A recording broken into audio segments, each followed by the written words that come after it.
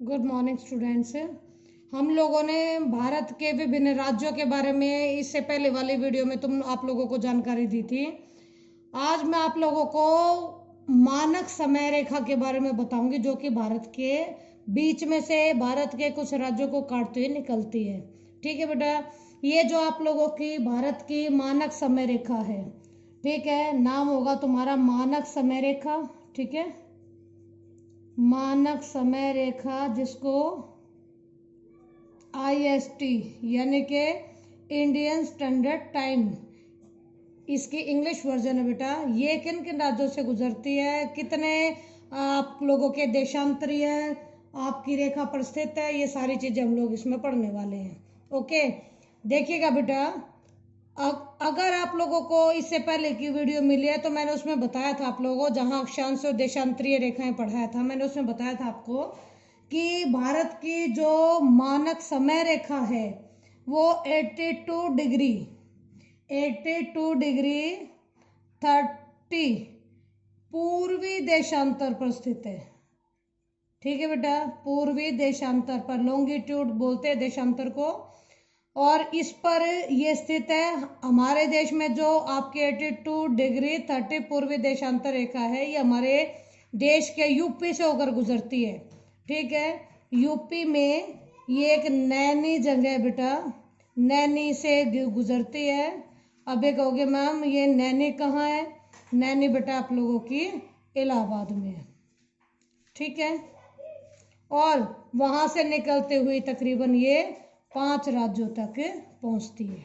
Okay, अब मैं जो तुम्हें बताने जा रही हूँ ध्यान से देखना, अपने मैप को भी पूरे प्रॉपरली ध्यान से देखना बेटा। 82 डिग्री 30 पूर्व, इसमें देखो आप लोगों को ऊपर ये थोड़े से दिखते होंगे, 80 डिग्री 84 डिग्री 80 डिग्री 84 डिग्री, यानी इसके बीच में कहीं ना कहीं आप लोगों को 82 डिग्री भी नजर आएगी।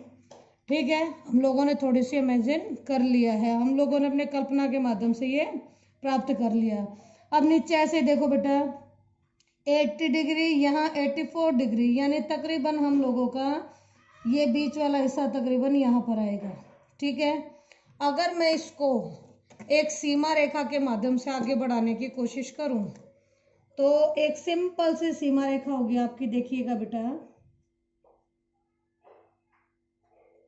ये करते हम लोग, मैं सिर्फ इसको मिलाने का काम कर रही हूँ हल्का फुल्का, तुम्हें खुद ही पता लग जाएगा कि कौन कौन से राज्यों से होकर गुजर रही है। ठीक है बेटा, ये आप लोगों के सिंपल है, नजर आई। अब ये आप लोगों की देखो, ये वो मानक समय रेखा है जो भारत में से गुजरती है, इसी के अकॉर्डिंग हम लोगों के यहाँ टाइम सेट होता है, चाहे हमारे पूर्वी हिस्से हो चाहे हमारे पश्चिमी हिस्से हो। हमारे देश में सिर्फ एक ही स्टैंडर्ड टाइम को माना जाता है। बहुत सारे ऐसे देश हैं जहाँ पर एक ही समय पर 6 टाइम भी साथ में चलते हैं, जैसे कि आप लोगों के यहाँ अमेरिका है, वहाँ पर स्टैंडर्ड टाइम 6 है, लेकिन भारत में सिर्फ एक है। ठीक है, चलो हम आते हैं वापस अपने टॉपिक पर कि हमारी स्टैंडर्ड रेखा जो है, मानक समय रेखा है टाइम की, वो किन किन राज्यों से होकर गुजरी। देखो बेटा, ये यहाँ से गुजरी, इसको हम बोल देंगे यूपी। ठीक है, ये यहाँ से गुजरी, इसको बोलेंगे MP। ओके, इसके बाद इसके नीचे से गुजरी, इसको हम बोलेंगे छत्तीसगढ़। ओके, ये छत्तीसगढ़, इसके ऊपर उसके नीचे से फिर यहाँ से गुजरी, ये है आप लोगों का उड़ीसा, और फिर उसके बिल्कुल नीचे यहाँ पर आप लोगों का है ये आंध्र प्रदेश।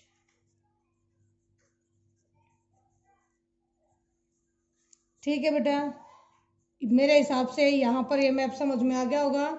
इसी मैप को प्रॉपर तरीके से हम लोग याद कैसे रखते हैं कि भाई ये 5 राज्य कौन से, कई बार एग्जाम में आ जाते हैं आप लोगों के कि उन राज्यों के नाम बताओ जहाँ से आप लोगों की मानक समय रेखा गुजरती है।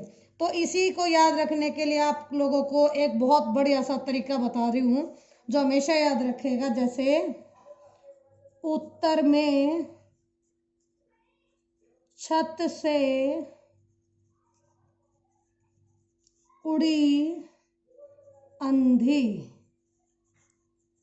मेरे हिसाब से जुमला बहुत आसानी से याद हो जाएगा। ये जुमला याद करते ही आप लोगों को पांचों स्टेट याद आ जाएंगे। उत्तर, हम उत्तर प्रदेश के लिए, यूपी के लिए पढ़ेंगे। में हम मध्य प्रदेश के लिए पढ़ेंगे, म फॉर मध्य प्रदेश। छत हम छत्तीसगढ़ के लिए इस्तेमाल कर रहे हैं, ठीक है। छत से हम लोग छत्तीसगढ़ हो गया। उड़ीसा, उड़ी, पहले ये उड़ीसा ही बोलते थे बेटा, अब इसका नाम हमने उड़ीसा रख दिया है। तो उड़ी आपके उड़ीसा के लिए, और अंधी, अ फॉर आंध्र प्रदेश, ठीक है। यानी कि छत से उत्तर में छत से उड़ी अंधी, यानी कि यूपी, एमपी, छत्तीसगढ़, उड़ीसा और आंध्र प्रदेश। ओके, मेरे हिसाब से बहुत बढ़िया तरीके से बेटा आप लोगों को ये समझ में आ गया होगा। Thank you very much.